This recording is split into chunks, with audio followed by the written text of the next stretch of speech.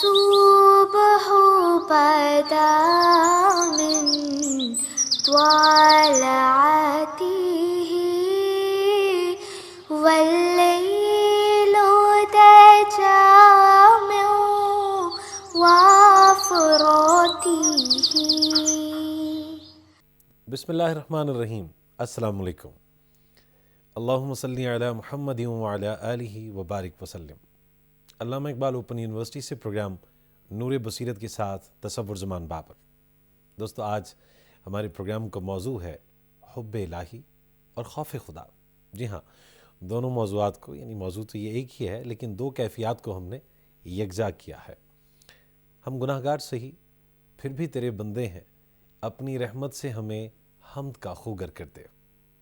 ہم یہ جانتے ہیں کہ اللہ تبارک و تعالیٰ کی رحمت کا پہلو، یہ جو صفت ہے وہ حاوی ہے اللہ تبارک و تعالیٰ کے غصے کی صفت پہ. پھر دوسری طرف ہم یہ بھی جانتے ہیں کہ اللہ تبارک و تعالیٰ اپنے بندوں سے ماں کی نسبت 70 گنا زیادہ محبت کرتا ہے. اور یہ 70 کا جو لفظ آیا ہے یعنی بے پناہ محبت کرتا ہے جس کی کوئی حد نہ ہو. آپ دیکھیے کہ ایک بچہ جب کوئی بھی خوف محسوس کرتا ہے تو وہ پناہ یا امان اپنی ماں کی گود میں ہی محسوس کرتا ہے. تو پھر ایک بندے اور اللہ کے حوالے سے یہ جو خوف کا رشتہ ہے یہ کیا ہے، اس کو بھی ہم سمجھنا چاہیں گے. یہ محبت کا جذبہ تو پہلے سے ہی موجود ہے، یعنی ممکن نہیں ہے کہ انسان کی فطرت میں، اس کی روح میں، اس کی جان اور اس کے وجود میں اللہ تبارک و تعالیٰ کی محبت کا جذبہ نہ ہو.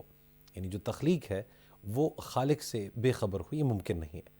خوف کس حوالے سے ہو؟ بزرگان دین یا پھر ہم قرآن و سنت کی روح سے خشیت کا ایک لفظ بھی سنتے ہیں جس میں تعظیم کا جو پہلو ہے وہ بڑا نمایاں ہے.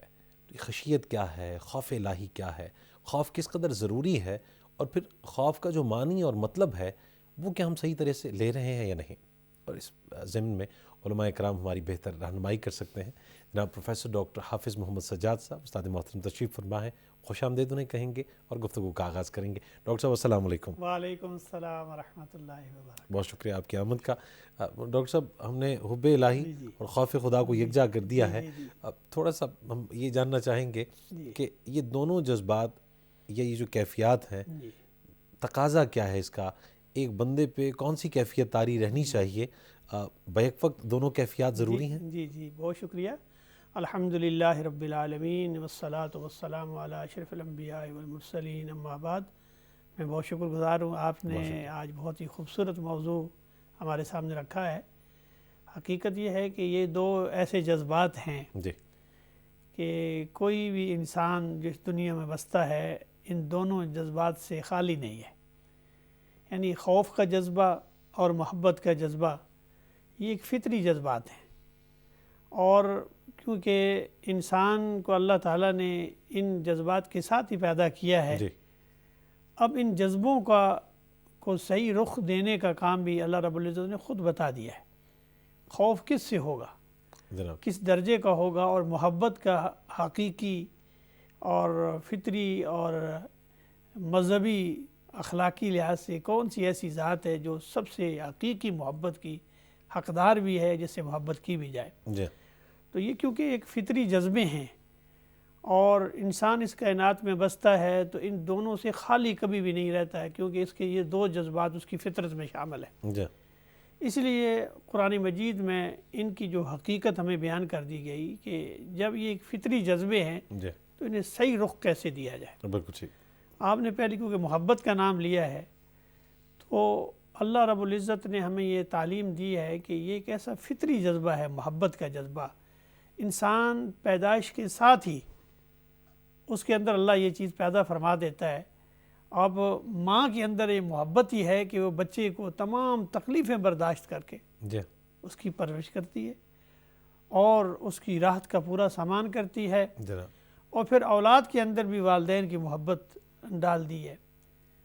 لیکن اللہ رب العزت نے جب دین عطا کیا ہے تو یہ بھی ہمیں بتایا ہے کہ جب انسان ایمان لے آتا ہے، مومن بن جاتا ہے، تو پھر اس کی محبت کا پورا تقاضا کیا ہے کہ والذین آمنوا اشد حبا للہ، کہ اہل ایمان جو ہیں وہ اللہ سے شدید محبت کرتے ہیں. یعنی اللہ سے محبت یہ ہے کہ اللہ رب العزت کی جو شان اور مقام ہے اس کو پہچانا جائے، جی اس کی معرفت حاصل ہو، کیونکہ ایمان تو بنیادی طور پر تقاضا یہ ہے کہ یؤمنون بالغیب، یعنی بغیر دیکھے غیب پر ہم ایمان لاتے ہیں۔ جی نہ ہم اللہ رب العزت کی ذات کو دیکھا ہے، لیکن ہمارا کیونکہ عقیدہ اور ایمان ہے اس ذات باری تعالیٰ نے یہ کائنات بنائی ہے، جی بے شک۔ انبیاء کو بھیجا ہے، ہمیں اس زندگی کے گزارنے کے طریقے بیان کر دیے ہیں، اور اسی نے ہمیں بتایا ہے کہ محبت کیسے کرنی ہے، کس سے کرنی ہے، اور سب سے زیادہ محبت کا حقدار کون ہے۔ جی تو وہ اس پر عمل کرنا جو ہے نا، اسی کو معرفت کہتے ہیں۔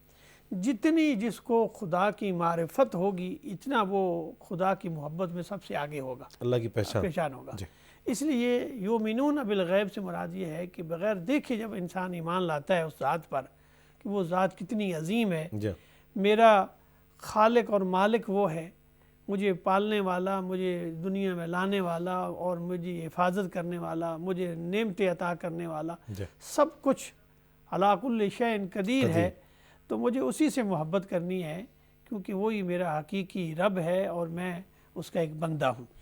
تو محبت جتنی معرفت زیادہ سے زیادہ خدا کی شان کا، مقام کا، اس کی عظمت اور اس کی ذات اور صفات کی معرفت ہوگی، اس طرح وہ اس کی محبت بڑھتی جائے گی۔ جی اور یہ جو محبت ہے نا، یہ اس لیے یہ مطلوب ہے کیونکہ دو ہی جذبے ہیں انسان کو جو متحرک کرتے ہیں کسی عمل کے لیے، جی یا خوف کا جذبہ ہے یا محبت کا جذبہ ہے۔ یعنی مجھے خوف ہوگا تو میں بہت ساری چیزوں سے بچوں گا، مجھے بھوک کا خوف ہے تو میں کھانے کے لیے کوشش کروں گا، بھاگ دوڑ کروں گا، مجھے غربت کا خوف ہے تو میں محنت کی طرف جاؤں گا، مجھے اپنی صحت کے بیماری کا خوف ہے تو میں علاج کی طرف جاؤں گا۔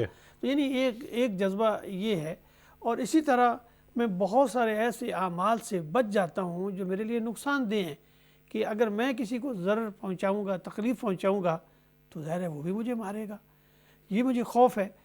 اور اسی طرح یہ خوف کا جو جذبہ ہے اس سے بہت ساری چیزوں سے انسان کو بچاتا بھی ہے اور محفوظ رکھتا ہے، لیکن خوف سے جو اگلا جذبہ محبت کا ہے نا، یہ فنا کا جذبہ ہے، یہ قربانی کا جذبہ ہے، یہ جذبہ کچھ اپنے آپ کو پیش کرنے کا جذبہ ہے، یہ خوف سے بھی آگے کا جذبہ ہے، اپنی ذات کی نفی کر دینا، یعنی بڑھ کر، یعنی خوف تو ختم ہو گیا، اب محبت میں یہ جو بات ہونی ہے کہ میرا محبوب کسی بات سے ناراض نہ ہو جائے، اللہ اکبر، مجھے اپنے محبوب کی ہر چیز، ہر ادا، ہر حکم، ہر فرمان پسند ہے، اور اس کی وہ بات جسے اسے ناپسند ہے وہ مجھے بھی ناپسند ہے، اس لیے اس سے وہ ناراض ہو جاتا ہے، اور مجھے خوف آتا ہے کہ وہ ناراض ہو جائے گا۔ تو یہ جو جذبہ ہے یہ محبت کا جذبہ ہے، اور یہ محبت کے جذبات ہی سے اصل میں یہ جو جذبہ ہے وہ آگے بڑھتا ہے، اور ہمیں یہ تعلیم بھی دی گئی ہے اہل ایمان کو کہ وہ کثرت سے، اب یہ محبت بڑھتی کیسے ہے؟ جی یعنی آپ دیکھیے نا، جو محبوب ہوتا ہے اس کی کثرت کے ساتھ ذکر کیا جاتا ہے، محبوب کو ہر چیز میں محبوب ہی نظر آتا ہے، یعنی محبت کرنے والا تو اپنے محبوب کو ہر وقت یاد کرتا ہے، اسے یاد کرنا، اس لیے جب اللہ سے محبت کرو تو اسی کو یاد کرو۔ فرمایا گیا کہ جب اللہ کے جو نیک بندے ہیں کہ وہ اللہ کو ہر وقت یاد کرتے ہیں، قیاما وقعودا وعلی جنوبہم، یعنی وہ قیام میں بیٹھے لیٹے ہر لحاظ اللہ کو یاد کرتے ہیں، اور صبح و شام کرتے ہیں، رات اور دن کرتے ہیں، اللہ کا ذکر کرتے ہیں، اللہ کو یاد کرتے ہیں، اور اس کی فرمان اور اس کی اوامر و نواہی کو وہ اپنی ذات پر لاگو کرتے ہیں، کیونکہ وہ یہ چاہتے ہیں کہ جس میں اللہ کی چاہت ہے وہ میری چاہت ہے۔ اس لیے اللہ رب العزت نے یہ فرمایا ہے کہ ان الذین یخشون ربهم بالغیب لہم مغفرۃ واجر کبیر، وہ لوگ، بے شک وہ لوگ، یعنی اللہ فرماتا ہے بے شک وہ لوگ جو اللہ اپنے رب سے ڈرتے ہیں اور غیب پر اس بات پر یقین رکھتے ہوئے کہ وہ ان کا رب ہے، غیب پر ایمان رکھتے ہوئے، تو اللہ انہیں کیا دے گا؟ ان کے لیے بخشش ہے اور ان کے لیے اجر کبیر ہے، بہت بڑا اجر ہے۔ تو یہ نعمت عطا ہوتی ہے کہ اللہ کے پر غیب پر ایمان رکھتے سے، اس کا خوف رکھتے ہوئے جب خوف رکھیں گے تو ظاہر ہے کہ اللہ آپ کو بخشش بھی فرمائے گا اور آپ کے لیے اجر عظیم بھی ہے۔ تو یہ دونوں جذبے، خاص کر جو محبت الہی اور خوف الہی ہے، یہ مطلوب بھی ہیں، اور انہیں پروان چڑھانا، مستحکم کرنا اور اس پر ہمیشہ آگے بڑھتے رہنا، یہ کوشش کرنی چاہیے، اور یہ کوشش سے بھی حاصل ہوتے ہیں۔ اللہ اکبر. ڈاکٹر صاحب کیا وجہ ہے کہ ایک انسان کے وجود میں یا اس کی روح میں جو جذبات پہلے سے موجود ہیں چاہے کہ ان پہ وہ عمل پیرا ہو؟ بہت سے انسان ایسے ہیں کہ وہ اللہ کی ذات ہی کے منکر ہیں، یعنی وہ جو سب سے شفیق اور مہربان ذات ہے وہ اس سے ہی بے بہرا ہیں. یہ کیا وجہ ہے؟ اصل میں خدا کا تصور جو ہے وہ تو ہر مذہب کے اندر ہے. جی. دنیا میں جو بھی لوگ آج ہمارے ہاں تصور یہ آ گیا ہے کہ الہاد آ گیا ہے اور لوگ خدا کو یہ مانتے نہیں ہیں کہ کائنات ایسے وجود میں آ گئی ہے، لیکن ذرا برابر بھی جو عقل اور شعور رکھتا ہے وہ ایک ایسی ذات کے بارے میں اس میں کوئی عقیدہ وہ ضرور رکھتا ہے کہ اس عقیدے کے اندر کمزوری ہو سکتی ہے، اس میں شرک کا پہلو ہو سکتا ہے، اس کے اندر اس عقیدے کے الجھاؤ یا اس کی حقیقت سے صحیح معرفت نہ ہونے کی وجہ سے وہ خدا کی ذات کی معرفت حاصل نہیں کر پاتا، شرک کر پڑتا ہے یا خدا کے ذات کے ساتھ ایسی چیزوں کی طرف منسوب کر دیتا ہے جو ذات ان تمام چیزوں سے پاک اور صاف ہے. جی. اس میں کمزوری ہو سکتی ہے، لیکن کوئی نہ کوئی وہ ایک ذات کا تصور ضرور رکھتا ہے. اس لیے کہ بہت سارے ایسے لوگ جو ملحد ہیں، جو خدا کے انکاری ہیں، ان کو بھی جب کوئی تکلیف پہنچتی ہے تو وہ کسی نہ کسی مورتی یا جو اپنے ان کے مذہب کے ماننے والے یا ان کے آباء و اجداد جنہیں مانتے تھے ان کے سامنے وہ کھڑے ہو جاتے ہیں اور التجا کرتے ہیں. نبی کریم صلی اللہ علیہ وآلہ وسلم جب دعوت پیش فرما رہے تھے تو اس وقت جو ہیں وہ حسین خزائی بڑی معروف قبیلہ ہے قریش کا، ان کے سردار آپ کے پاس تشریف لاتے ہیں، آپ دار ارقم میں تشریف فرما ہیں. وہ آپ سے کہتے ہیں کہ اے بھتیجے، آپ نے جو دعوت دی ہے اس سے تو ہمارے گھروں میں فساد پیدا ہو گیا ہے، بیٹا باپ کے خلاف ہو گیا ہے اور اسی طرح خامند اور بیوی میں تفریق ہو گئی ہے. ظاہر ہے کہ مذہب نیا اسلام دین آیا ہے. ایسا ہے کہ ہم جو آپ مطالبہ کریں ہم دینے کے لیے تیار ہیں، آپ اس دعوت سے جو ہے اس کو آپ روک دیجئے. تو آپ جب بات وہ مکمل کر چکے تو حضور فرمایا میں بات کروں؟ فرمایا ہاں آپ بات کیجئے. فرمایا کہ اے حسین یہ بتاؤ کہ کتنے خداؤں کی عبادت کرتے تھے آپ؟ فرمایا 7 خداؤں کی. کون کون سے؟ کہ جو 6 ہیں وہ تو زمین پر ہیں، لات، عزا اور منات، یہ خدا جو ان کے عربوں کے تھے. ایک خدا وہ ہے جو آسمان پر ہے. تو فرمایا کہ یہ بتاؤ کہ جب تمہیں تکلیف پہنچتی تھی تو پھر کس خدا کی عبادت کرتے تھے، کس کو یاد کرتے؟ فرمایا ایک کو. وہ کون سا ہے؟ جو آسمانوں میں ہے. حضور نے فرمایا میں اسی خدا کی عبادت کی دعوت دیتا ہوں جو ایک ہے، جو وحدہ لا شریک ہے، وہ ذات ہے. تو حقیقت یہ ہے کہ خوف کا جو جذبہ ہے یہ ہر انسان کے اندر ہے، اور وہ یہ چاہتا ہے کہ یہ دنیا عارضی ہے، کائنات میں فنا ہونے والی ہے، جس کو بقا ہے وہ ذات خداوندی ہے. بے شک. اس لیے انبیاء علیہ السلام جتنے بھی دنیا میں آئے انہوں نے یہ دعوت دی، اور ان کے القاب کے اندر جیسے ایک مبشر خوشخبری دینے والا تھا، ان کی ایک صفت یا ان کی ایک صفات یا ان کا ایک لقب منذرین بھی ہے، ڈرانے والے. یعنی اللہ کا خوف دلانے والے، نصیحت کرنے والے. انذار کا مطلب یہ بھی ہوتا ہے کہ نصیحت کرنے والا. تو جتنے بھی انبیاء علیہ السلام تھے ان میں یہ صفت بھی تھی کہ وہ خوف خدا سے اور عذاب سے، خدا کے عذاب سے لوگوں کو ڈراتے تھے کہ تم ان چیزوں سے جو اللہ کی نافرمانی ہے ان سے بچ جاؤ، اور انہیں تمہارے اندر خوف پیدا ہو کہ تاکہ قیامت والے دن اور آخرت میں تمہیں نقصان نہ پہنچے. تو انبیاء علیہ السلام نے لوگوں کو یہ دعوت دی ہے، اور باوجود اس کے جیسا کہ آپ کہہ رہے تھے کہ حقیقت سمجھتے ہوئے اللہ کی جو جب پہچان نہیں کرتا انسان، تو میں یہ سمجھتا ہوں کہ اس جیسی بدبختی کوئی نہیں اس کائنات میں کہ جو انسان کچھ بھی نہ بے محیا تھا اس کو اللہ نے ایک جسم، اتنا عقل اور شعور اور کائنات میں سمجھنے اور سوچنے کی ساری صلاحیتیں دی ہے، اور وہی انسان اللہ کا انکار کرنا منکر ہو جائے. تو میرا خیال ہے کہ یہ لاجک اور عقل کے لحاظ سے بھی بالکل ایسی بات ہے جسے انسان مطلب ہے سوچ بھی نہیں سکتا. اور اس کے باوجود اگر جو منکر ہے تو ظاہر ہے کہ وہ خود اس کائنات کے اندر سے حقیقت کو ہی نہیں پہچانا جو اصل حقیقت ہے. ڈاکٹر صاحب، حب الہی کے جو اسباب یا پھر اس کی جو دلیل ہے وہ کیا ہوگی؟ ایک شخص اللہ سے بے پناہ محبت کرتا ہے، اس کے اخلاق اور کردار میں کون سی صفات نمایاں طور پہ نظر آئیں گی؟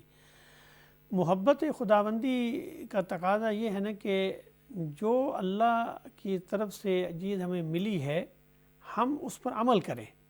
پہلے تو خدا کی ذات کو پہچانیں, جی. معرفت خداوندی, یہ دونوں کا تقاضا ہے. خوف خدا کا بھی تقاضا ہے اور محبت الہی کا بھی تقاضا ہے. جس کے ساتھ محبت کی جا رہی ہے اس کی پوری اور کامل معرفت تو حاصل کرے جی. کہ وہ ذات کتنی, اس کی ذات کیا ہے, اس کی صفات کیا ہیں.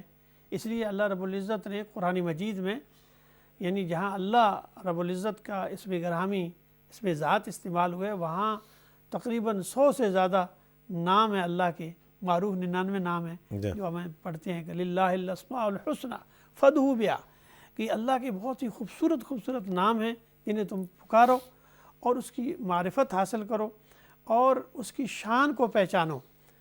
اللہ تعالیٰ فرماتا ہے, اور اس کی بڑی خوبصورت آیت مبارکہ ہے, اور زندگی اس کائنات کے اندر جو زندگی کا مقصد ہے یہ آیت ہمیں عطا کرتی ہے. اللہ تعالیٰ فرماتا ہے وَلِمَنْ خَافَ مَقَامَ رَبِّهِ وَنَهَا النَّفْسَ عَنِ الْهَوَىٰ فَإِنَّ الْجَنَّةَ هِيَ الْمَأْوَىٰ وَأَمَّا مَنْ خَافَ مَقَامَ رَبِّهِ, جو انسان جو اللہ کے مقام شان کو پہچانا, جس نے اس کی عظمت کو, اور اس کے اندر اللہ کا خوف بھی پیدا ہوا, یعنی یہ ذات کتنی عظیم ذات ہے, میں اس کی معرفت حاصل کروں, اس کی شان کو جانوں, اور مجھے اس کا خوف پیدا ہو, خشیت پیدا ہو. ایک یہ ہو. دوسرا اپنے نفس کو خواہشات سے روکے. خواہشات ہمیشہ انسان کو ایسے کاموں کی طرف ترغیب دیتی ہیں جو اس لیے نقصان دہ ہوتے ہیں. جائز خواہشات ٹھیک ہیں, لیکن عن نفس عن الہوا, ہوا کا مطلب یہ ہوتا ہے کہ ایسی خواہشات جو انسان کو تباہ کر دینے والی ہیں, اسے مصیبتوں میں مبتلا کر دینے والی ہیں, جو عقل کے بجائے انسان کو ہر لحاظ سے اس کے نفس کو تباہ و بربادی کی طرف لے جاتی ہیں. ان دو چیزوں سے بچے, ان پر قابو پا لے اور ان کو جو ہے ان پر اچھی طرح جان لے. ان الجنت ہی المأویٰ, جنت اس کا ٹھکانہ ہے. جنت اس کا ٹھکانہ ہے. اسی طرح ایک اور فرمایا کہ جس کے اندر مقام خداوندی, شان خداوندی جس نے پہچان لی ہے, اس کے لیے 2 جنتیں ہیں. اچھا, اس کے لیے جنتان. سورہ الرحمن کے اندر یہ ہے کہ جس کے اندر اللہ تعالیٰ کا خوف جس کے اندر آ گیا, اس کے لیے 2 جنتیں ہیں. نبی کریم صلی اللہ علیہ وآلہ وسلم نے فرمایا, حدیث مبارکہ ہے, کہ جو اللہ کا جسے خشیت خداوندی حاصل ہو جاتی ہے اسے دنیا کی ہر نعمت عطا ہو جاتی ہے. مفہوم حدیث کا بیان کر رہا ہوں, اس لیے کہ جو اللہ کی معرفت اور اللہ کی شان اور اس کی معرفت اور خدا کی خشیت اس کے اندر آ گئی ہے, تو ظاہر ہے کہ وہ ہر برے کام سے جس سے اللہ نے منع فرمایا ہے اس سے وہ باز آ جاتا ہے, اور جو اللہ کے پسندیدہ تعلیمات ہیں اس پہ وہ عمل کرتا ہے. اس لیے یہ جو جذبہ ہے اس کے لیے ایک تو بڑی بنیادی شرط ہے کہ اللہ کے مقام کو پہچانا جائے. دوسری چیز جو اللہ کی محبت اور خوف خدا جس سے پیدا ہوتا ہے وہ علم ہے. اللہ اکبر. جتنا آپ کے پاس علم ہوگا, اور اللہ یہ کیونکہ علم نور ہے, علم ایسی چیز ہے جو آپ کو معلوم نہیں تھا, علم کی وجہ سے آپ وہ معلوم کرتے ہیں, اور معرفت اس سے حاصل ہوتی ہے. اس لیے اللہ رب العزت نے جو خشیت اور خوف کے بارے میں بتایا کہ اللہ سے سب سے زیادہ ڈرنے والی مخلوق کون سی ہے, فرمایا انما یخشی اللہ من عبادہ العلماء. اللہ کا خوف سب سے زیادہ ان لوگوں میں ہے جو اللہ کے بندوں میں جو علماء ہیں, یعنی جو علم رکھتے ہیں. تو یہ بھی ضروری ہے کہ آپ علم کے نور سے آراستہ ہوں, آپ کے اندر جو ہے وہ حقیقی جو علم ہے, اور علم جو یہ نہیں ہے کہ معلومات جمع کر لینا, علم یہ ہے کہ ادراک الاشیاء کما ہے, معرفت الاشیاء کما ہے, کسی چیز کی حقیقی معرفت کو پہچان لینا یہ علم ہے. خدا کی معرفت کی جب ہو جاتی ہے تو ظاہر ہے کہ پھر اس کی محبت بھی حاصل ہوتی ہے اور اس کی خشیت بھی حاصل ہوتی ہے. ڈاکٹر صاحب, ممکن ہے کہ کوئی شخص اللہ رب العزت کو راضی کرنا چاہے اور حب الہی میں وہ سیرت نبی صلی اللہ علیہ وآلہ وسلم کو اپنائے بنا یا فرائض پر عمل کیے بغیر اللہ تبارک و تعالیٰ کو راضی کر پائے؟ حقیقت یہ ہے کہ اللہ کی شان اور معرفت تو ہمیں نبیوں کے ذریعے, انبیاء علیہ السلام کے ذریعے سے ملی ہے, کیونکہ وہی ذات جو ہے جو علم بالوحی کا ذریعہ ہے وہ نبوت ہے.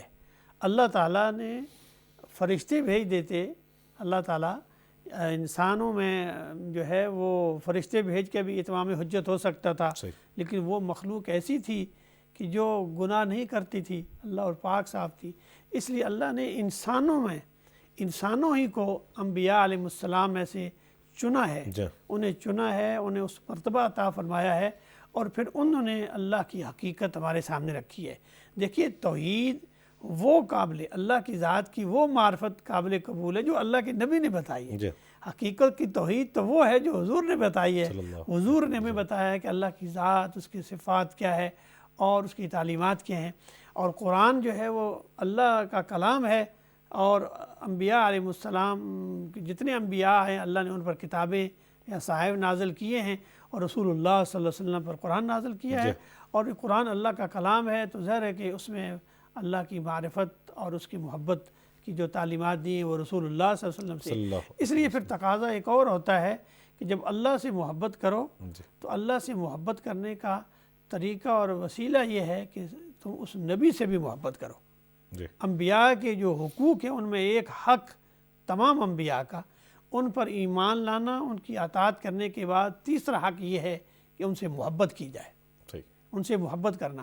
اس لیے رسول اللہ صلی اللہ علیہ وسلم نے خود فرمایا کہ لا یؤمن احدکم حتی اکون احب الیہ من والدہ وولدہ والناس اجمعین۔ تم میں سے کوئی آدمی اس وقت تک مومن ہو ہی نہیں سکتا جب تک وہ اپنے اولاد، اپنے والدین اور اپنے رشتہ داروں تک خود سے بھی بڑھ کر مجھ سے محبت نہ کرے۔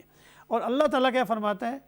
اللہ تعالیٰ فرماتا ہے کہ اگر تم چاہتے ہو کہ اللہ تم سے محبت کرے تو یحببکم اللہ، یہ تو اللہ چاہتا ہے کہ اللہ تم سے محبت کرے، اس لیے یہ ہے فاتبعونی یحببکم اللہ، تم میری پیروی کرو، اللہ تم سے کیا کرے گا؟ محبت کرے گا، تمہارے گناہوں کو بخش دے گا اور تمہیں اجر عظیم عطا فرمائے گا۔ تو اللہ کی محبت، جو محب یا بندہ چاہتا ہے کہ اللہ اس سے محبت کرے، تو اس کے لیے ضروری ہے کہ وہ نبی کی اطاعت کرے اور ان کی اتباع اور پیروی کرے۔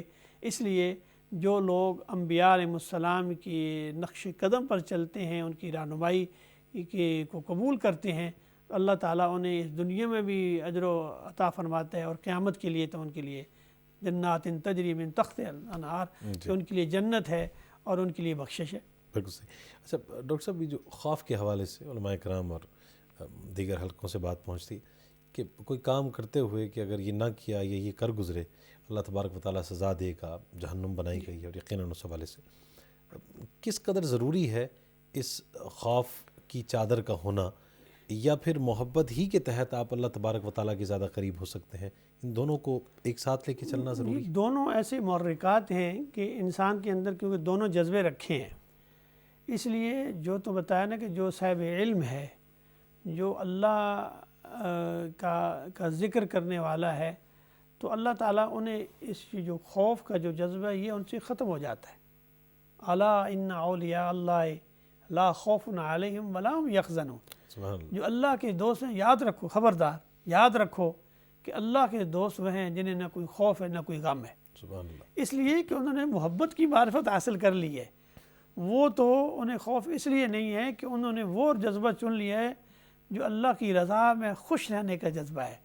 ان میں منفی جذبات، اخلاق رذائلہ اور دوسری چیزیں ختم ہو گئی ہیں۔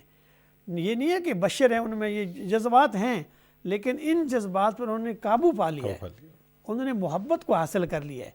لیکن کچھ انسان ایسے ہوتے ہیں کہ جو ان میں یہ جذبہ ہوتا ہے، اور وہ جذبات جو منفی جذبات ہوتے ہیں انہیں پھر خوف دلایا جاتا ہے۔ دو ہی جذبات ہوتے ہیں، یا تو آپ محبت کا جذبہ آپ کے اندر آ جائے تو آپ برائیوں سے بچ جاتے ہیں، یا پھر خوف کا جذبہ ہو کہ اس کا انجام یہ ہوگا، اس سے مجھے بچنا چاہیے۔ اس لیے دیکھیے نا کہ اگر انسان کو عقل اور شعور عطا کیا ہے، یہ جانوروں کی طرح نہیں ہے، اس کائنات میں، اس معاشرے میں بستا ہے، کوئی اٹھا کے کوئی اسلحہ لے کر یا کسی طریقے سے کسی کو زخمی یا قتل کر دیتا ہے ذرا سی بات پہ، اور اسے کوئی پوچھنے والا نہ ہو۔ یہ پہلے تو یہ بات کہ ناحق قتل کیا گیا ہے، اور اگر اسے یہ سزا نہ دی جائے کہ ناحق قتل کیا گیا، اسے دوبارہ قتل کیا جائے گا، یہ لوگوں کے اندر خوف اور جذبہ نہ ہو، تو دنیا میں کتنے ہر روز لڑائی ہو، ہر روز قتل و فساد ہو، فتنہ و فساد ہو۔ اسی طرح دوسرے کی عزت اور اس کی عفت و عصمت کی حفاظت جو ہے، وہ اللہ نے منع فرمایا ہے کہ یہ جو ہے وہ بہت برا گناہ ہے اور اس کی سزا واجب القتل ہے. یعنی کوئی بھی غلط کام کرتے ہوئے ڈاکٹر صاحب، جی یعنی یہ ایک کیفیت ہو کہ یہ عمل قابل گرفت ہے، گرفت ہے، اور گرفت کرنے والا جو ہے وہ قادر علی الاطلاق ہے. بالکل. یہ بھی خوف، اور پھر یہ بھی کہ دنیا کے اندر بھی جی دیکھیں نا قوانین کیوں بناتے ہیں ہم لوگ، اس کائنات میں رہتے ہوئے، اس معاشروں میں رہتے ہوئے اگر قانون اور ضابطے نہ بنائیں تو پھر تو یہاں جنگل کا قانون ہوگا، جس کی طاقت ہوگی وہی دنیا میں قابو پائے گا اور لوگوں کو جو چاہے جیسے چلانا چاہے گا چلائے گا. اس لیے ایک معاشروں کے اندر ایک معاہدہ عمرانی ہوتا ہے، ایک سوشل کنٹریکٹ ہوتا ہے جس کے مطابق چلنا پڑتا ہے. اس کائنات میں اس کے بغیر نظام نہیں ہے. تو اسی طرح اللہ رب العزت نے دونوں کی تعلیمات ہمارے پاس سامنے رکھ دی ہے اور واضح کر دیا ہے کہ یہ ایک راستہ ہے جو محبت کا راستہ ہے.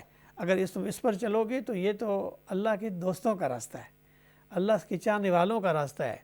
اور دوسرا راستہ یہ ہے کہ اللہ نے جن چیزوں سے منع کیا ہے وہ تمہارے اندر اس کا خوف بھی ہو. اگر دنیا میں کسی طریقے سے تم ان سزاؤں سے بچ جاؤ گے لیکن آخرت میں اللہ کی سزا سے نہیں بچ سکو. ڈاکٹر صاحب یہ بھی کہا جاتا ہے کہ جو شخص اللہ تبارک و تعالیٰ سے نہیں ڈرتا، خوف الہی کا جذبہ اس کے دل میں نہیں ہے، تو مخلوقات میں ہر چھوٹی بڑی چیز اس کو ڈراتی ہے، خوف زدہ کرتی ہے. اور وہ جیسے اقبال بھی فرماتے ہیں وہ ایک سجدہ جسے تو گناہ سمجھتا ہے 1000 سجدوں سے دیتا ہے آدمی کو نجات. تو ایسا ہی بالکل یہ اس لیے ہے کہ جب ایک ایسی ذات جو ہر چیز پر قادر ہے، اس کا تصور، اس کی تعلیم، اس کا ایمان اور ایقان دل میں ہوگا تو پھر جو باقی قوتیں جتنی ہیں نا اس کا خوف آپ کے دل میں نہیں ہوگا، نہیں رہے گا. یہ ایک اس ایمان کا تقاضا بھی ہوتا ہے. اور انسان اللہ کے اس سے انسان کے جذبات کے اندر، انسان کے مزاج کے اندر یہ قوت اللہ پیدا بھی کرتا ہے. کیونکہ پھر یہ تو ایسی چیزیں ہیں جو اس ذات کسی بہت ہی، یعنی وہ ذات تو عظیم ذات ہے، جب اس کا میرا خوف ہے تو پھر مجھے کسی اور کا کوئی خوف نہیں ہے سوائے اس کے کہ وہ آدمی ایسا جو حق پر ہے. یعنی باطل جتنی قوتیں ہیں ان کا تو ختم ہو جاتا ہے، اس میں تو قوت ہوتی ہی نہیں ہے کیونکہ وہ پہلے ہی غلط ہے.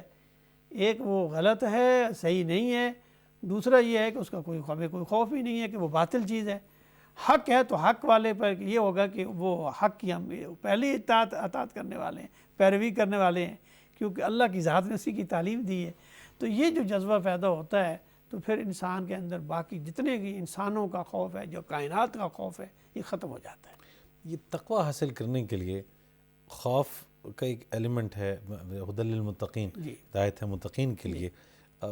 کیا فرمائیے گا ڈاکٹر صاحب کہ محبت میں آپ زیادہ متقی بن سکتے ہیں یا خوف کا جو ایلیمنٹ ہے وہ آپ کو راہ راست پہ زیادہ رکھتا ہے؟ عمومی ایک تاثر کیا ہے آپ؟ جی بالکل. محبت کا جو جذبہ ہے نا یہ تو اللہ کے ایسے اللہ تعالیٰ کی خصوصی عطا سے ملتا ہے، اور جس قدر آپ اس کا ذکر اور اس کے مشغول ہوں گے اللہ تعالیٰ آپ کو وہ جذبہ عطا کر دے گا. یہ اولیاء، انبیاء، صلحاء، صدیقین، شہداء کا یہ مقام ہوتا ہے. اب دیکھیے نا اللہ تعالیٰ نے حکم دیا ہے کہ تم میری راستے میں اپنا جان قربان کرو. انہیں یقین ہے، انہیں ایمان ہے اس بات کا کہ اللہ کا یہ حکم ہے کہ میں نے اپنے جان سے اپنے نفس جو ہے اللہ کی ذات پر قربان کرنا ہے، دین کی خاطر، اللہ کے اس کلمے کو بلند خاطر کرنے کے لیے، اس عقیدے کی بنیاد پر. تو اللہ تعالیٰ فرمایا کہ ان کے لیے اللہ نے جنت ہے. اتنا بڑا عقیدہ کہ میں اپنی جان اس کی ذات پر قربان کر رہا ہوں، یہ اس کا عقیدہ ہے. تو یہ تو شہداء کا درجہ ہے نا. اور اسی لیے اللہ کے جو نیک بندے ہیں جنہیں قرآن میں آتا ہے نا کہ اولئک الذین انعم اللہ من النبیین والصدیقین والشہداء والصالحین، یہ جو لوگ ہیں نا یہ وہ ہیں جو اللہ کی محبت میں اس درجے پہ پہنچے ہوئے ہیں. پھر اس کے بعد درجہ ہے جو خوف کی وجہ سے انسان جو ہے وہ نیک اعمال کرتا ہے. تو یہ بھی مطلوب ہے، لیکن جتنی آپ محنت کریں گے اور حقیقت تک پہنچیں گے تو بلند رتبہ جو ہے وہ تو محبت والا ہے، لیکن خوف بھی مطلوب ہے. اس لیے کہ ایمان والوں کو جو محبت والے ہیں انہیں پہلے خوف عطا ہوتا ہے، اللہ اکبر، تو پھر ہی محبت ملتی ہے. اس لیے فرمایا یا ایھا الذین آمنوا اتقوا اللہ حق تقاتہ ولا تموتن الا وانتم مسلمون. کہ اے ایمان والو اللہ سے ڈرو جیسا کہ اس سے ڈرنے کا حق ہے. اب حق یہ ہے کہ اس کی معرفت کے بعد جو جس کا عقل ہے، جتنا شعور ہے، اتنا وہ ڈرتا ہے. اور جو اللہ کی حقیقت کو پہچان لیتا ہے تو پھر وہ کیونکہ حقیقت پہچان لیا تو معرفت حاصل ہو گئی، اور معرفت ہو گئی تو محبت میں الہی حاصل ہو گئی. تو پھر وہ تو محبوب کی ایک ایک ادا جو ہے وہ پسند ہوتی ہے، اور جو نافرمانی ہے اس سے تو قریب بھی نہیں جاتا. ڈاکٹر صاحب، اللہ کے نائب ہونے کے ناطے اللہ کی صفات کو اپنانے کا بھی یقیناً حکم ہے. تو ایک انسان کو اپنی شخصیت میں غضب کا پہلو زیادہ نمایاں رکھنا چاہیے یا شفقت اور مہربانی کا؟ کیونکہ ہم سے متعلقین جو ہیں ان سے بھی غلطیاں ہوتی ہیں. آپ کسی منصب پہ ہیں، کسی عہدے پہ ہیں، تو آپ کے جو زیر اثر لوگ ہیں، کس پہلو کو ہم زیادہ نمایاں رکھیں تو معاملات سدھرے رہیں گے؟ میرا خیال ہے کہ ہم یہاں تک تو فرد کا تعلق ہے، اس میں ہمیں تھوڑا سا فرق کرنا ہوگا. جو جس کی ذمہ داری ہے اس کے لحاظ سے ہے. مثلاً بعض جگہ تعدیب یا کسی چیز کو فوراً روک دینا اس کے لیے بہت ہی بہتر ہوتا ہے کہ اسے معاف یا اسے درگزر کر دینا، اس لیے کہ اس میں بڑا نقصان ہوتا ہے. جو تو آپ کی تربیت زیر تربیت ہیں ان میں تو طرز عمل جو ہے وہ اصلاح کے لحاظ سے اس میں رہنمائی اور اس میں تعدیب اور اس میں فوراً اطلاع کر کے ہر لحاظ سے جتنی استطاعت ہو روک دینا اس سے وہ بہت مفید ہوتا ہے. البتہ اجتماعی معاملات میں جب اجتماعی معاملات آتے ہیں تو وہاں ہمیں یہ تعلیم اسوہ رسول بھی یہ دی گئی ہے تعلیم، اور اللہ رب العزت کی خاص صفات میں بھی یہی ہے کہ رحمتی وسعت کل شے. اللہ کی رحمت جو ہے اس کے غضب پر زیادہ اس کا درجہ ہے، وہ بہت ہی معاف کرنے والا ہے، غفور الرحیم ہے، اور غفار ہے، غفور ہے، اور بہت زیادہ بخشش کرنے والا مہربان ہے. الرحمن بھی ہے، الرحیم بھی ہے. تو اور رسول اللہ صلی اللہ علیہ وسلم کا بھی آپ کی جو مزاج اور عادت مبارکہ یہ تھی کہ آپ معاف کر دینے والے، اس لیے وہ بالمؤمنین رؤوف الرحیم، اور دنیا کے لیے رحمت آپ کی ذات. تو اس لیے جہاں تک اجتماعی معاملات آتے ہیں وہاں اس بات کا گنجائش ہوتا ہے کہ معاف کر دینا، بخش دینا اور عفو درگزر سے کام لینا یہ زیادہ قابل عمل ہوتا ہے، تاکہ اس کے اجتماعی اثرات ہوتے ہیں. تو یہ اس لیے کہ بعض دفعہ اور پھر اس طرح بھی بنتا ہے کہ جو ذمہ دار ہیں ان پر کیونکہ ذمہ داری ہوتی ہے. اب ریاست ہے نا، وہاں اگر ریاست کے جو حکمران یا گھر کے جو سربراہ یا جس طرح دیگر اداروں کے سربراہ ہیں، اگر وہ اس طرح معاف کرنا شروع کر دیں تو ادارے نہیں چلتے، نظام نہیں چلے گا. وہاں قانون اور ضابطے کے مطابق بات کرنی ہوگی. جہاں تک عمومی ایک فرد کا معاملہ ہے اور ایسے معاملات ہیں جس سے اس پہ معاف کر دیں گے تو ممکن ہے یہ بہتر ہو جائے اور سنور جائے، اور اس خوف سے جی نہیں سنورے گا لیکن محبت سے سنورے گا، تو وہاں اس چیز کو زیادہ اختیار کیا جا سکتا ہے. سیرت بھی یہی بتاتی ہے. ڈاکٹر صاحب، یہ کیا بحث ہے علماء کے درمیان یا بعض دانشوروں کے ہاں کہ جی یہ خوف کے پہلو کو بیان کر کے عام لوگوں کو اللہ تبارک و تعالیٰ سے شاید دور کر دیا گیا ہے، محبت کے پہلو کو زیادہ اجاگر کرنا چاہیے، جہنم کے سزا دینے کے یہ تذکرے کم کریں، اور اللہ کی جو رحمان اور رحیم صفات ہیں ان کا بیان زیادہ ہونا چاہیے؟ کیا فرمائیے گا اس بات؟ بالکل، یہ تو حقیقت ہے کہ کیونکہ ترغیب کا پہلو بھی قرآن مجید کے اندر ہے، ترغیب کا پہلو ہے. لیکن جو ترغیب کا پہلو ہے اسے سب سے پہلے رکھا گیا ہے. دیکھیے رسول اللہ صلی اللہ علیہ وسلم کو جہاں بھی آیا بشیرم و نذیرہ، پہلے بشارت کی بات کی، خوشخبری، ساتھ میں ڈرانے والا. جی جی. تو بشارت پہلا خوشخبریاں دیں.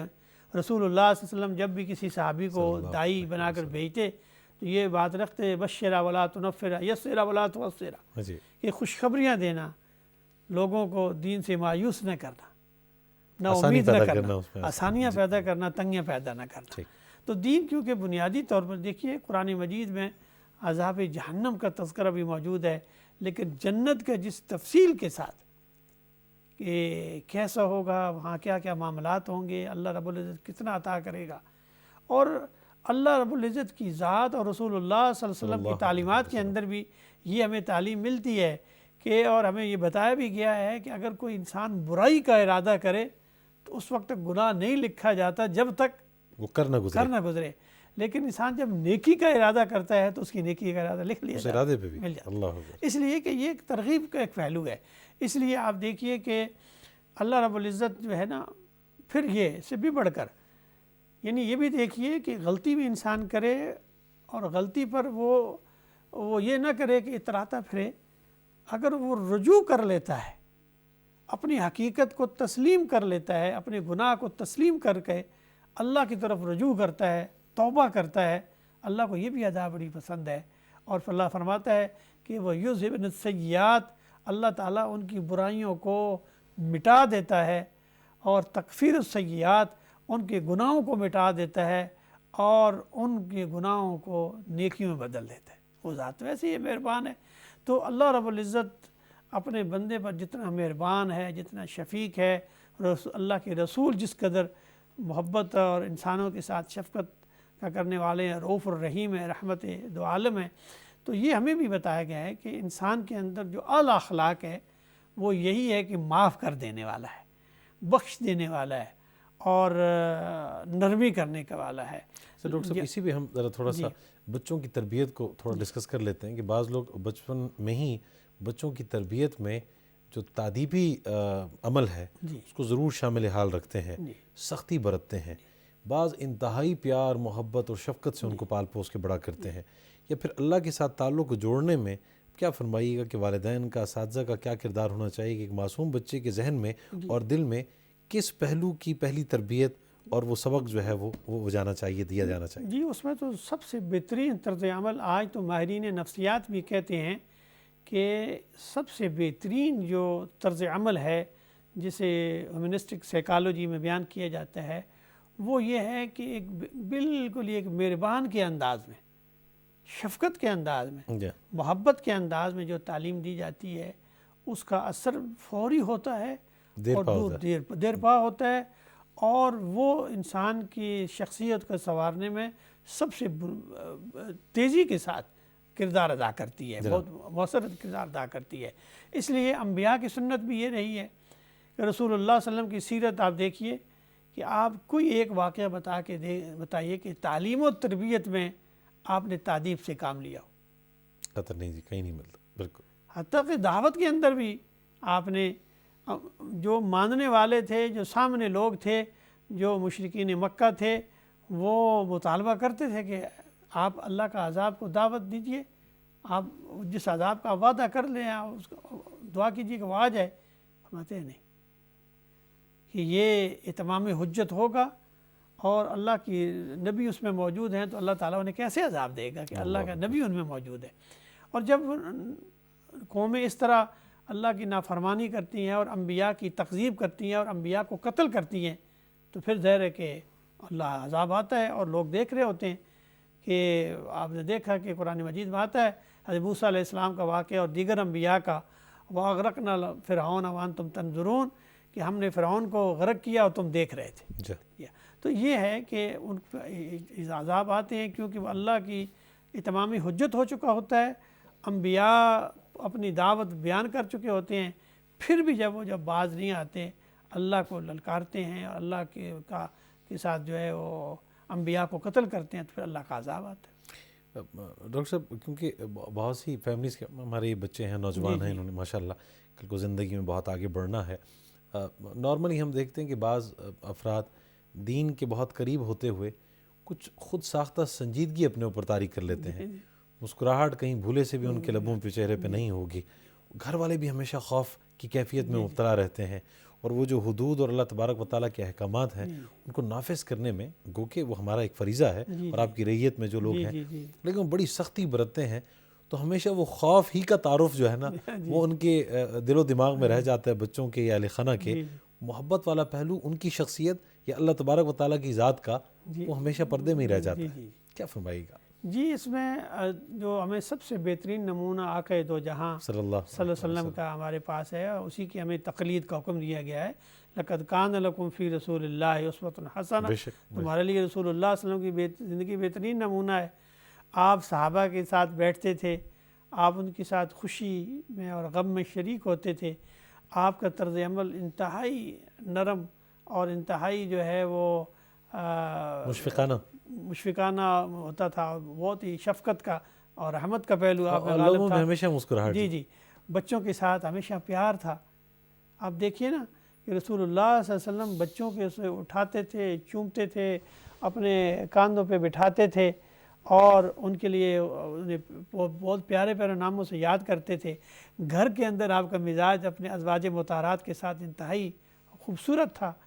خیرکم خیرکم لیالی وانا خیرکم لیالی، تم میں سب سے بہتر وہ ہے جو اپنے اہل خانہ کے ساتھ بہتر ہے، میں اپنے اہل خانہ کے ساتھ سب سے بہتر ہوں۔ تو پھر آپ نے یہ جو تعلیم دی ہے کہ اپنے بھائی سے مسکرا کے خندہ پیشانی سے ملو، یہ بھی ایک صدقہ ہے۔ یہ نہ ہو کہ ہر وقت آدمی کا جو ہے وہ چہرہ، اس کی شکل اس طرح ہو کہ اس کے انسان خوف کھائے، یہ نہ ہو، بلکہ انسانوں میں رہتے ہوئے آپ ضرور اللہ کا خوف دلائیں لوگوں کے اندر، ان میں ان برائیوں سے، ان اعمال سے نفرت پیدا ہو، لوگوں سے نفرت پیدا ہو۔ اللہ اکبر۔ ڈاکٹر صاحب کیا وجہ ہے کہ شعور اور عمل میں بعض اوقات بڑا فاصلہ محسوس کرتے ہیں ہم؟ شعور اللہ تبارک و تعالیٰ کی محبت کا بھی ہے، خوف بھی اس حوالے سے کہ اللہ تبارک و تعالیٰ قدرت رکھتا ہے ہر چیز پہ اور فوراً گرفت کر سکتا ہے۔ اس سب کے باوجود یعنی اس شعور کے، اس ادراک کے، عمل بالکل بالکل بالکل اس کے برعکس ہے کہ جو اللہ تبارک و تعالیٰ کی ناراضی کا باعث ہے۔ کیا وجہ ہے یہ؟ اصل میں ہمیں جو اہل ایمان کو جو مطلوب چیز ہے وہ اللہ کی معرفت اور محبت ہے۔ اور محبت جو ہے وہ اصل ایسا جذبہ ہے، مستحکم جذبہ ہے، وہ کبھی ختم نہیں ہوتا۔ خوف جو ہے نا تھوڑی دیر کے لیے ہوتا ہے۔ سبحان اللہ، بڑے اہم نقطہ آپ نے ارشاد فرمایا۔ خوف کا جب فوراً کوئی چیز ہوگی تو خوف ہوگا۔ محبت جو ایسا جذبہ ہے جو ہر وقت سرشار رکھتا ہے انسان کو، اللہ اکبر، دائمی ہے، دائمی ہے۔ اور یہ دیکھیے نا، یہ ایسا فطری جذبہ ہے کہ یہ انسان کو سب سے بڑی قربانی بھی اگر اس کے اوپر آ جائے تو وہ بھی ادا کر لیتا ہے۔ یہ جو جان کی قربانی ہے نا، قیامت والے دن جب اللہ تعالیٰ جنت میں بھیجے گا ہر ایک آدمی کو، اور جو نیک لوگ ہوں گے تو شہید سے یہ پوچھے گا کہ تو کیا مانگتا ہے؟ فرمایا کہ اے باری تعالیٰ، میں کہتا ہوں میری آرزو یہ ہے کہ تو مجھے پھر ایک زندگی دے، پھر میں دنیا میں جاؤں اور تیرے راستے میں شہید ہو جاؤں، تیری محبت میں شہید ہو جاؤں، میں جان قربان کر دوں۔ تو یہ جو جذبہ ہے نا شعور کا، یہ محبت کا جذبہ، یہ انسان کو بڑے سے بڑا جو ہے وہ جو ناقابل عمل، یعنی ایسا عمل جو بہت مشکل ہے لگتا ہے انسان کو، وہ چند مرلوں میں وہ ادا ہو جاتا ہے۔ اقبال نے بھی بات کہی ہے، صحابہ کرام کی زندگی ہمارے سامنے ہیں کہ انہوں نے بڑے بڑے معرکے اللہ کی رضا کے لیے محبت میں انہوں نے دریاؤں میں گھوڑے ڈال دیے، انہیں کوئی خوف نہیں تھا کہ ڈوب جائیں گے۔ ڈاکٹر صاحب اب یہ کہا جا سکتا ہے کہ اگر کوئی شخص اس بات کا دعویٰ کر رہا ہے کہ وہ اللہ تبارک و تعالیٰ سے بے پناہ محبت کرتا ہے، لیکن اس کے اعمال اللہ تبارک و تعالیٰ کی ناراضی والے ہیں، تو اس کے اس دعوے میں بالکل کوئی صداقت نہیں ہے۔ صداقت یہ ہے کہ فکر و عمل کے ساتھ ہے۔ پہلے تو فکر صحیح ہونی چاہیے، خدا کی ذات کی صحیح معرفت ہو، اللہ تعالیٰ کی ذات صفات وہ بہت اچھی طرح جانتا ہو اور ہر قسم کی شرک سے پاک ہو۔ پھر یہ ہے کہ اس کی پسندیدگی کا اس میں اتنا جذبہ ہو کہ میں اللہ کی نافرمانی سے اس کے دل میں یہ بات ہو کہ اللہ سے ناراض ہوگا۔ تو وہ محبت کا جو جذبہ ہے، اعمال میں جب تک محبت نہ ہو، خلوص نہ ہو، اعمال بھی بیکار ہیں۔ مثال کے طور پر آپ نماز پڑھ رہے ہیں اور آپ کے اللہ کی رضا کے لیے نماز پڑھنی ہے، بھائی اللہ نے حکم دیا ہے روزے رکھنے ہیں، آپ صرف بھوکا اور پیاسا رہیں اور آپ نماز پڑھیں کہ لوگ نمازی کہیں گے اور دل لوگ مجھے کہیں بڑا نمازی ہے، اور ریاء کا شرک، یہ آپ کی یہ عبادت نہیں ہے۔ اگر محبت الہی میں ہے تو پھر آپ دیکھیے کہ لوگ نماز پڑھتے ہیں، انہیں دنیا جہاں کی خبر نہیں ہوتی کہ دنیا کیا کہہ رہی۔ حضرت علی رضی اللہ تعالیٰ عنہ کے بارے میں جب آپ کو وہ شہید کر رہے تھے، تکلیف پہنچا رہے تھے، تو وہ فرمایا کہ جب میں نماز کی حالت میں ہوں تو یہ تیر آپ نکال۔ تو یہ محبت کا یہ جذبہ جو ہے، یہ جب غالب آتا ہے تو پھر انسان جو ہے نا، جو حقیقی مطلوب ہے ہمیں، جو مسلمان مومن مطلوب ہے، وہ تو یہ ہے کہ خوف کے ساتھ جو اگلا درجہ ہے وہ محبت کا ہے، یہ ہمارے اندر پیدا ہو۔ اور وہ اس وقت پیدا ہوگا کہ ہم ایک علم کی معرفت ہو، گناہوں سے بچیں، جتنا معاصی سے بچیں گے محبت پیدا ہوتی ہے۔ اور پھر یہ ہے کہ یہ بھی ہو کہ یہ خوف کے ساتھ کہ میں یہ کام کروں گا تو دنیا میں میرے لیے یہ سزا ہے اور آخرت میں میرے لیے یہ سزا ہے۔ تو ان سے یہ دونوں جذبات جو ہیں یہ بہت ہی ان کو صحیح رکھنا، جیسا کہ قرآن و سنت میں تعلیمات ہیں۔ اگر ہمارے کسی سے نفرت بھی ہے وہ اللہ کی رضا کے لیے، کسی سے محبت بھی ہے وہ اللہ کی رضا کے، الحب للہ والبغض للہ، یہ ہمیں اللہ کے نبی نے بھی تعلیمات دی ہے۔ یہ ہمارے یہاں تصور پیدا ہو جائے تو انسان، میں یہ کہتا ہوں کہ ایسا ذات ہے اس کائنات کے اندر، اس سے خوبصورت اور کوئی نہیں۔ ڈاکٹر صاحب بہت شکریہ آپ کی آمد کا، آپ کی گفتگو کا۔